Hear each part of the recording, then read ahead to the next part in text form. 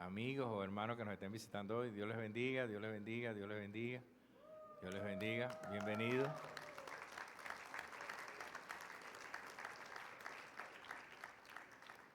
Ya ese cupón como que tiene dueño. Ajá, nos están llamando ya. ¿De dónde, hermano? Quiero invitarles a buscar en sus Biblias. Vamos a leer 3 versiones. Hoy vamos a dar inicio a una serie que se llama Héroes de la Fe. Vamos a dar inicio a una serie que se llama Héroes de la Fe.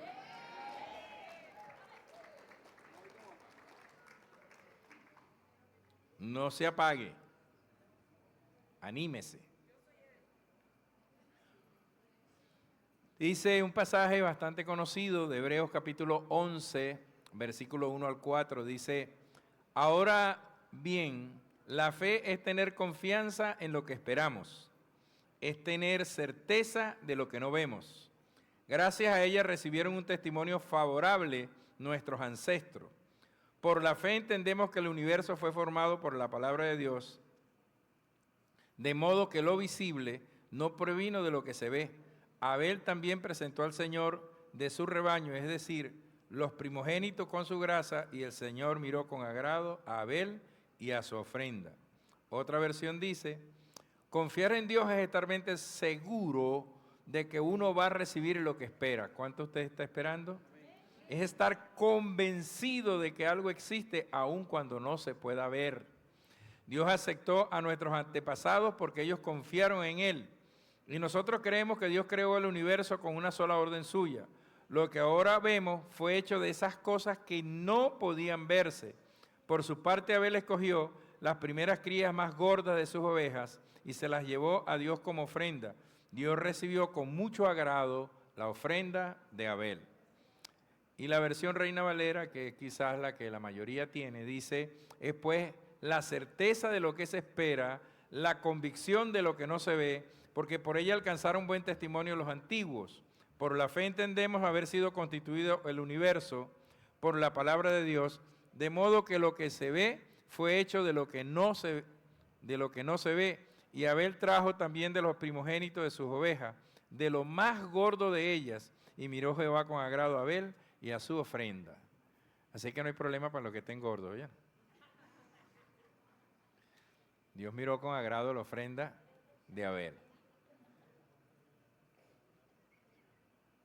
Como hijos del Señor y como discípulos, entendemos que hubo y hay personajes bíblicos y no bíblicos que evocan nuestra admiración por las hazañas que ellos realizaron de forma extraordinaria, aún a riesgo de sus propias vidas.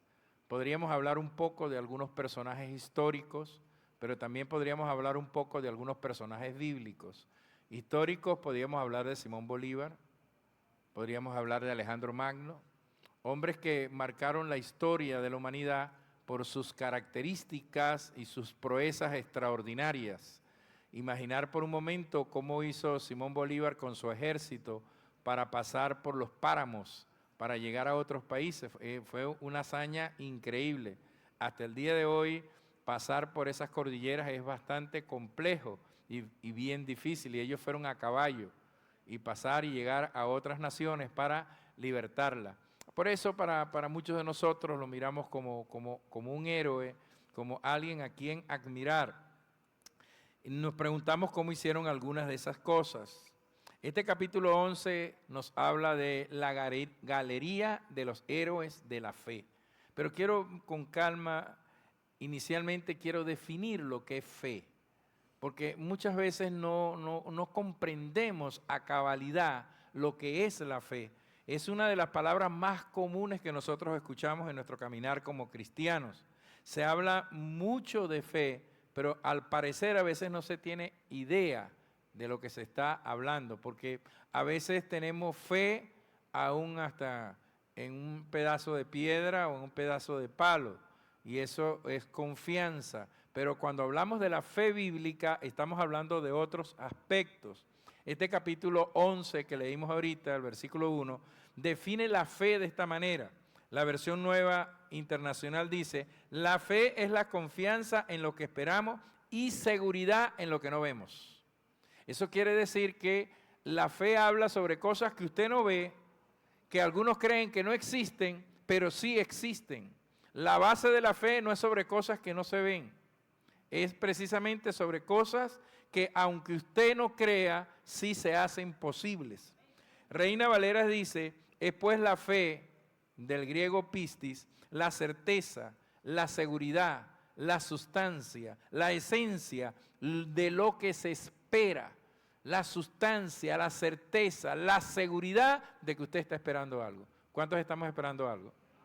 Yo no sé lo que usted está esperando, pero algo estamos esperando. Confianza en la evidencia o demostración de lo que no se ve. Dos palabras resaltan en todo esto que hemos leído, confianza y seguridad. Ahora, la confianza y seguridad es algo que ocurre en nuestras mentes primeramente. Eso quiere decir que la fe tiene que ver con un aspecto mental. ¿Por qué con un aspecto mental? Porque las ideas, los pensamientos, vienen dados por las cosas que nosotros vemos. Las ideas vienen por lo que vemos y por lo que escuchamos. Y eso genera pensamientos. Y los pensamientos son los que van a determinar nuestro tipo de conducta. Ahora, si hablamos de fe y decimos que nuestros pensamientos tienen que estar basados entonces en los principios bíblicos para que nosotros podamos entender que la fe tiene que ver entonces con acción, pero tiene que ver con una determinación mental de creer lo que Dios ha dicho en su palabra. Entonces eso es la fe y muchas veces no lo entendemos. La fe inicia con una actividad mental, pero también es una vivencia producto de las decisiones que tomamos. Quiere decir que fe es acción. Fe es acción. Dígale que está a su lado, fe es acción. Dice la Escritura que sin fe es imposible agradar a Dios, pero es necesario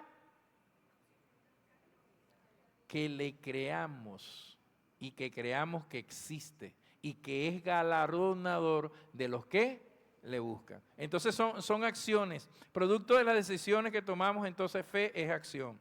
En otras palabras, óigame, una idea imposible, convertirla en un escenario posible.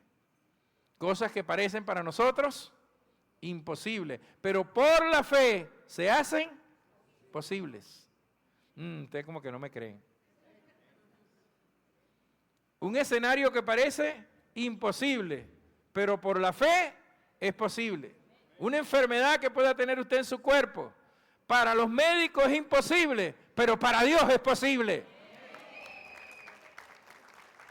Una situación económica desastrosa, problemática, los economistas le van a decir eso es imposible, pero usted en la fe, basado en la palabra, lo cree y va a ocurrir en la medida que esté en la dirección de lo que Dios ha determinado para su vida. Así que la fe es confiar en Dios totalmente, seguro de que uno va a recibir lo que espera. Es estar convencido de que algo existe aunque usted no lo puede ver. Ahora, el primer personaje que aparece aquí en la Biblia es interesante, porque estamos hablando de los héroes de la fe. Y vamos a comenzar a hablar del primer personaje que aparece allí en el libro de los Hebreos. Aparece Abel. Ahora, ¿quién es este personaje? ¿Quién es Abel? Es la primera generación después del pecado de Adán y Eva. Es la primera generación. Adán y Eva pecan en el huerto del Edén, salen del huerto y entonces vienen sus generaciones, sus hijos, Caín y Abel. Pero él es la primera generación de esa salida. Vivió y creció en una tierra marcada por la maldición, rodeada de espinas, sudor y fatiga. Génesis dice, y el hombre dijo, por cuanto obedeciste a la voz de tu mujer, cuidado con eso, comiste el árbol que te mandé diciendo, no comerás de él. Maldita será la tierra por tu causa, con dolor comerás de ella todos los días de tu vida. Espinos y cardos te producirá y comerás plantas del campo. Quiere decir entonces que Abel no estaba en el huerto del Edén como lo tuvieron sus padres. Él tuvo que salir entonces a una tierra llena de espinas, de cardos, de lo que se le dijo al hombre que con el sudor de tu frente ahora tenía que trabajar para poder producir. Entonces Abel no nació en una cuna de oro. Estuvo en un lugar bien complejo, bien difícil. Ahí se fue desarrollando, fue creciendo. Debe haber recibido algunas instrucciones de sus padres en cuanto a Dios, porque Adán y Eva, que fueron nuestros primeros padres, entonces ellos conocían a Dios y hablaban directamente con Dios. Viene el pecado, salen del huerto, comienzan entonces sus hijos y por ley deben haberle hablado algo a ellos de lo que era Dios. Es decir, que este muchacho tenía conocimiento de quién era Dios. Era un pastor de ovejas. Si usted lee allí el pasaje, se va a dar cuenta que él era un pastor de ovejas. Ahora, ¿qué llevó a Abel a estar en esta galería? Porque parece alguien no muy significativo. Lo primero, su actitud ante la ofrenda de adoración. Él se crió con su hermano. Deben haber sido educados de la misma forma, con las mismas costumbres, la misma manera, con las mismas reglas. Hermano mayor Caín y hermano menor Abel. Las mismas enseñanzas y por supuesto con los dos padres. Pero usted y yo sabemos, los que tenemos hijos, sabemos que aunque hayan nacido en la misma casa, las mismas costumbres, con las mismas reglas, con las mismas formas de vida, con lo mismo que se le compraba a uno, se le compraba al otro, son totalmente diferentes. El que tenga un hijo igual, me avisa, porque los hijos todos son diferentes y cada quien toma sus decisiones, sus características, de acuerdo a su forma y a su vivencia. Ahora, la conducta de Abel fue totalmente opuesta a la conducta de Caín. Podríamos decir que eran polos opuestos. Y se va a notar mucho más la diferencia cuando van a ofrecer la ofrenda a Dios. Caín, que era un agricultor, ofreció una ofrenda del fruto de la tierra. No especifica la Biblia ahí qué fruto. La Escritura da a entender que fue algo sencillo, porque dice que dio una ofrenda. Probablemente no le costó nada. Lo hizo con desgano, por obligación. A veces hacemos las cosas mecánicamente. Podemos venir a este lugar y venimos mecánicamente. No venimos con un corazón de adorador, sino que venimos a hacer lo que generalmente, bueno, mi mamá me llevó, mi papá me lleva. Bueno, yo estoy ahí porque estoy tratando de ver qué hago con mi vida. Pero no hay una verdadera adoración, no hay una verdadera búsqueda. Creo que no le costó nada lo que él hizo. Dice allí en Génesis capítulo 4, el versículo 1 al 4, para que vea cómo conoció Adán a su mujer Eva, la cual concibió y dio luz a Caín. Así que Caín era el mayor, que era el que debía llevar la pauta, era el que debía enseñar por lo menos a su hermano menor. Pero parece que las cosas no salieron como parecían. Dice el versículo 3, y aconteció andando el tiempo que Caín trajo del fruto de la tierra una ofrenda, y Abel trajo también de los primogénitos de sus ovejas, lo más gordo de ellas, y miró Jehová con agrado a Abel y a su ofrenda. Ahora, Abel ofreció también una ofrenda, pero mire las características de la ofrenda de Abel. De excelente sacrificio,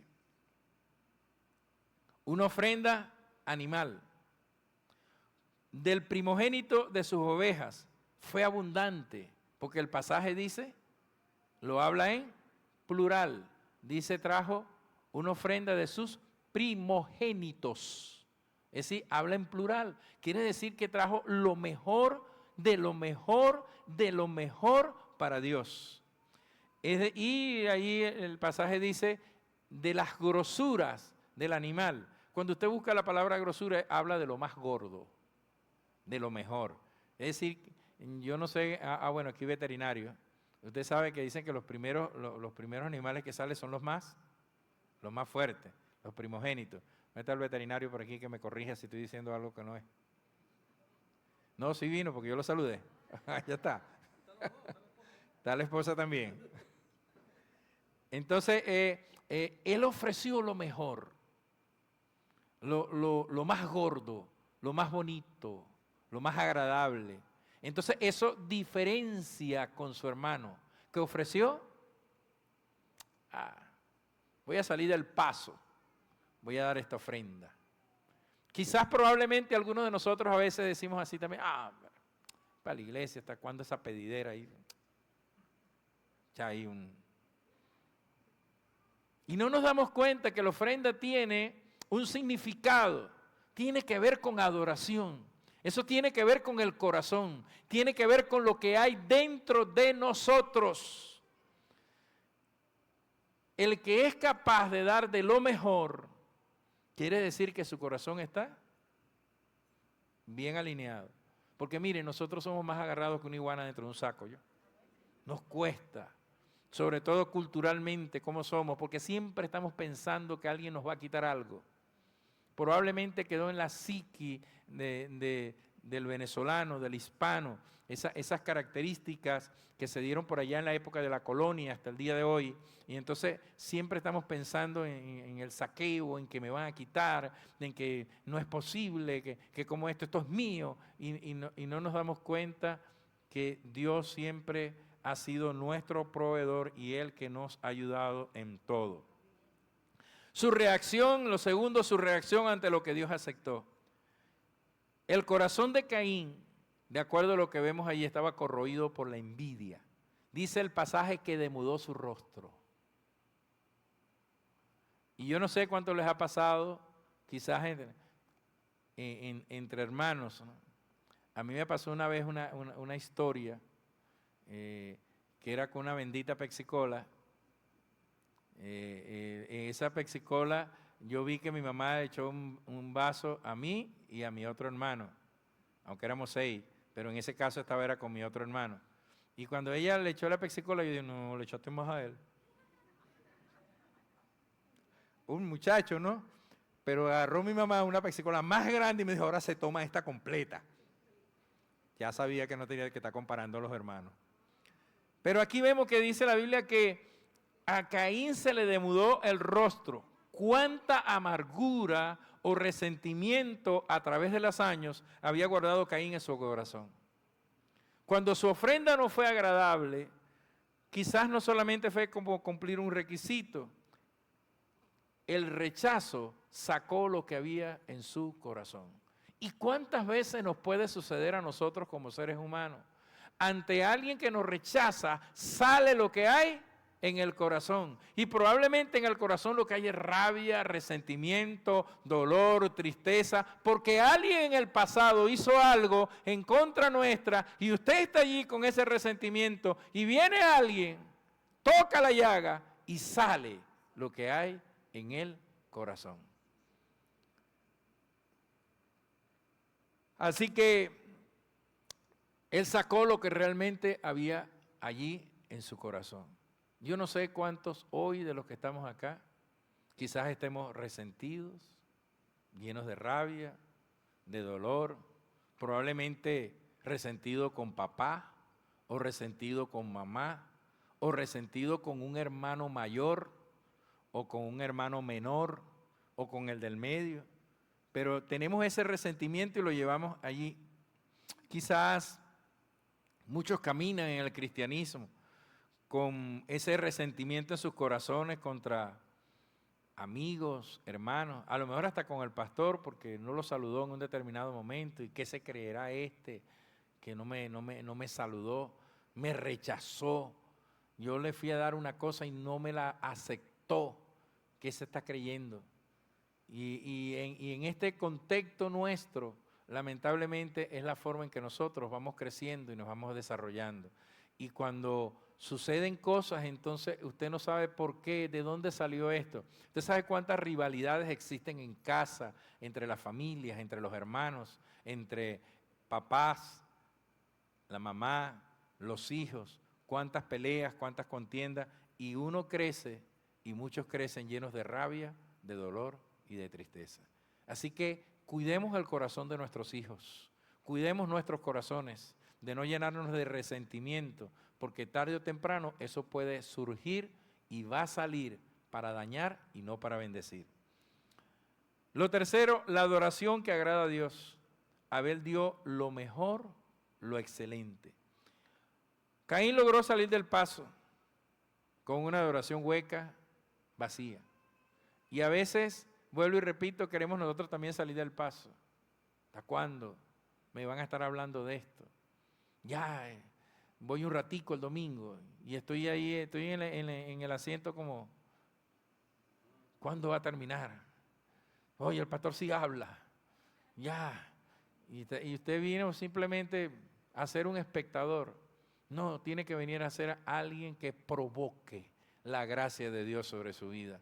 Provoque con su ejemplo, con su conducta.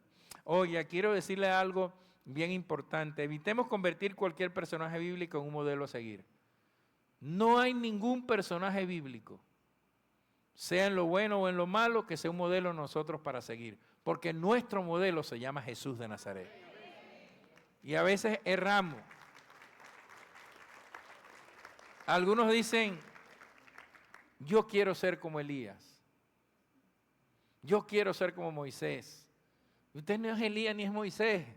Esos eran seres humanos comunes, iguales que nosotros, con sus debilidades y sus pasiones. Aquí el único que merece honra, gloria, adoración, alabanza, ejemplo, es nuestro Señor Jesucristo. Entonces, allí tiene que estar centrada nuestra mirada, no en los hombres, porque ese ha sido el error histórico que ha cometido la iglesia y que hemos cometido nosotros como cultura, como pueblo, como nación. Nosotros idolatramos a nuestros líderes. Y así como los idolatramos, también los tiramos contra el piso. Es un problema que nosotros tenemos. Óigame, simplemente los seres humanos son instrumentos que Dios usa para en un determinado momento cumplir Dios su propósito. Y en la Biblia aparece que Dios utilizó hasta una burra. Así que si lo utiliza usted, no hay problema. ¿Qué tan complejo puede ser eso? Si utiliza una burra. Si utilizó unos cuervos para llevarle carne a Elías en el desierto. Entonces, ¿por qué a veces nos bendigo? ¡Ay! El hermano Joel, Dios lo usa terriblemente. Y entonces caemos en lo que no debemos caer. Nuestra mirada siempre tiene que estar colocada en el Rey de Reyes, Señor de Señores, el que cambió tu vida, el que te transformó y que Dios puede usar a cualquier persona para darte una palabra, para bendecir tu vida, para levantarte, para restaurarte, pero es Dios a través de esa persona que te está bendiciendo, que te está levantando, que te está restaurando. Es Dios el que siempre, en toda la narrativa bíblica, es Dios, es Él, es el Señor de Señores, es el Rey de Reyes, es Él el que transforma, es Él el que cambia, es Él el que nos lleva a nuevos niveles, es Él, es nuestro Dios. Solamente a Él servimos, a Él adoramos y Él merece gloria y honra. La fe es práctica, aunque reconocemos las capacidades y talentos de los seres humanos, solo nuestra adoración la merece el Señor, no ningún ser humano. El sacrificio y el esfuerzo que hagamos siempre tendrá resultados finalmente positivos o negativos, dependiendo hacia dónde esté nuestra mirada y cómo esté nuestro corazón. Porque sobre todas las cosas dice la Biblia que debemos guardar el corazón, porque del corazón es donde salen los odios, los rencores, las peleas, las contiendas, las cosas que desagradan a Dios. Pero si nuestro corazón está alineado a la palabra, quiero decirle, mi amado hermano, que usted es un ser humano débil y yo soy un ser humano débil. Pero Dios nos dice que en nuestras debilidades, diga el débil, fuerte soy. Pero no porque soy fuerte, sino que el que está en mí me ha dado fortaleza y Él es el fuerte para yo poder vencer todas las cosas. Sin Él nada podemos hacer, así que vamos a ir mirando poco a poco a través de esta serie los personajes que aparecen en la Biblia. Aparece un Abel, ahí le van a aparecer otros personajes que no le van a sonar muy bien. Un Sansón aparece ahí como uno de esos personajes, como héroes de la fe. Pero es que precisamente la Biblia presenta tanto las virtudes como las debilidades de los seres humanos, no para que nosotros nos fijemos en ellos, sino para que entendamos que Dios es el autor de todas las cosas. Él es el que se merece la gloria, la honra y la alabanza. Póngase en pie, por favor.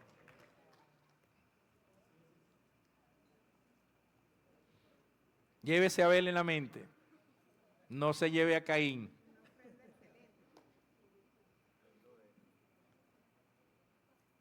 Llévese en su mente que Dios es nuestro amparo, nuestra fortaleza, nuestro pronto auxilio en la tribulación.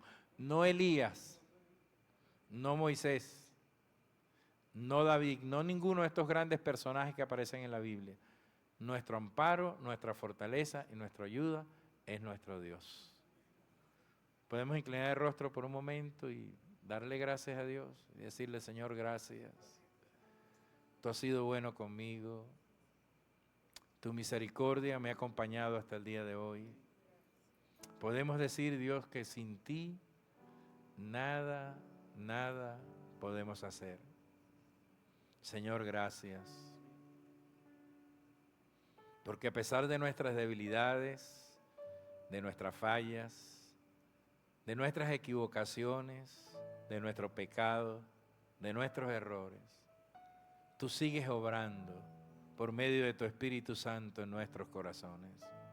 Padre, si aquí hay alguien que pueda tener resentimiento en su corazón, te pido ahora mismo que tú puedas sanar su corazón, que tú puedas allí tocar esa herida que por años, Señor, puede haber allí.